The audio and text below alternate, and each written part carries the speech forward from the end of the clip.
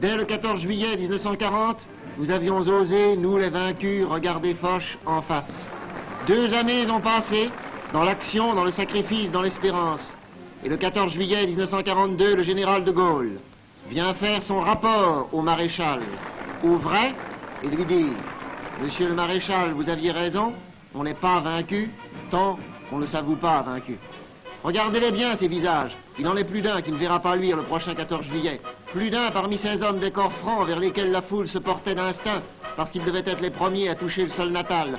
Plus d'un parmi ces aviateurs qui en étaient souvent à leur 20e combat avant d'en être à leur 20e année, sont allés à Dieppe, au rendez-vous fugitif que leur avait fixé la terre ou le ciel de France, et n'en sont pas revenus. Et pourtant, tous et toutes les envient, tous et toutes sont prêts à prendre leur relève et la prendront. Aussi, dans cette armée du refus de l'armistice, le monde a reconnu la France. 2 sur 3 des habitants de la planète, coalisés pour sa libération, disent à la France, nous voici. Et sans mot dire, la France leur répond, je l'ai bien mérité. Où était-il? Il y a 2 ans, il y a 1 an, il y a 6 mois, ce Breton, ce Parisien, ce Lorrain, qui depuis lors ont eu le temps de sauver un convoi, de couler un sous-marin, d'abattre un Messerschmitt, traqués par la Gestapo dans un coin de France, en prison pour délit d'espérance dans un oflag ou dans un stalag, chacun est un évadé avant d'être un héros. Que de fois ont-ils défié la mort, sans uniforme, pour mériter le droit de l'affronter en uniforme. Aussi n'est-ce pas seulement au nom de leur propre mérite qu'ils reçoivent la croix épinglée sur leur poitrine, mais au nom de tous ceux qui les aidèrent à partir vers le but et à toucher le but, au nom de tous ceux qui sont partis et ne sont jamais arrivés, au nom de tous ceux qui les attendent et qui attendent des armes, au nom de la France. Quoi? Dans tous ces yeux, une image unique. Vous ne la voyez pas, mais eux, ils la voient. L'image de l'Arc de Triomphe. C'est vers lui qu'ils montent. C'est lui qu'ils aperçoivent dans le lointain. Ces arbres qui les entourent, ce ciel qui leur sourit, ce n'est pas eux que leurs yeux reflètent. Ces acclamations qui montent vers eux, ce n'est pas elles qu'ils entendent. Ils sont transfigurés, ils sont à Paris. À Paris, en vainqueur. Imagination, non pas. Anticipation. Pressentiment. Certitude. Du moment qu'ils en sont arrivés là, ils iront jusqu'au bout. Et parce qu'ils sont sûrs d'atteindre le terme, ils le voient déjà là devant eux. Pour combattre avec De Gaulle.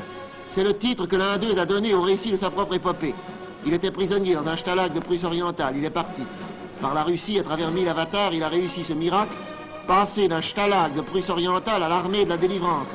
Et ce miracle, 186 de ses camarades de captivité l'ont réussi comme lui, guidés comme lui, par cette pensée qui devait s'accomplir dès l'instant qu'elle était la pensée de chaque instant, combattre avec De Gaulle.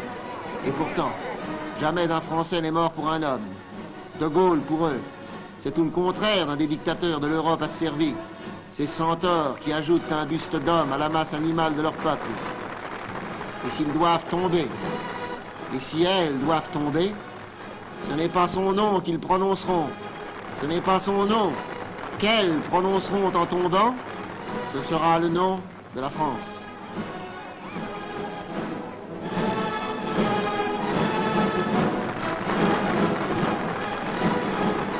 N'est-ce pas, mort de Birakem, de Mourzouk, de Koufra dont le jeune vainqueur, Leclerc, célèbre à Brazzaville, capitale de l'Empire français libre, la fête nationale de la France indivisible. Leclerc, c'est le premier prisonnier évadé. Dès la fin de juin 40, il avait brûlé la politesse aux Allemands. Dès la fin de juillet, il était à Londres, et par la voix des ondes s'adressait en ces termes à l'officier allemand qu'il avait capturé. « Monsieur, vous m'avez dit que la France était vaincue une fois pour toutes, en me toisant d'un long regard. Ce regard, monsieur, je ne l'oublierai pas. » Quelques semaines plus tard, Leclerc reprenait les armes. Quelques mois après, il plantait le drapeau français sur l'oasis de Koufra conquise de haute lutte. C'était la première revanche de nos prisonniers que non plus, Leclerc n'avait pas oublié. Soir de 14 juillet. On se croirait presque en France. On y est par le cœur, lourd de chagrin, lourd d'espoir, lourd de certitude. De chagrin, parce qu'elle est si loin. D'espoir, parce qu'elle est si près. De certitude, parce qu'elle est la France.